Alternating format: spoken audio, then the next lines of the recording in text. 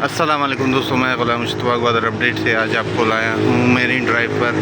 जैसे कि आप देख सकते हैं समंदर बिल्कुल हमारे सामने है और समंदर की लहरें मौजें बहुत खूबसूरत लग रही हैं। लोग यहाँ तफरीह के लिए भी आते रहते हैं। इसके साथ साथ यहाँ एक नया काम जारी है। इस काम को हम लोग देख सके, यहाँ सोलर प्लेटें नस्ब की जा रही है ताकि एनर्जी बचाई जा सके। पहले तो ये लाइट्स लगाई गई थी, बड़ा खूबसूरत सा माहौल और खूबसूरत सा जगह बन गया था मेरीन ड्राइव। अभी बिजली कम होने की वजह से बिल्कुल ये ना बेकार हो गया है। अभी आने वाले वक्तों में इसे सोलर पर चलाया जाएगा और इसकी खूबसूरती में चार चांद का इजाफा होगा।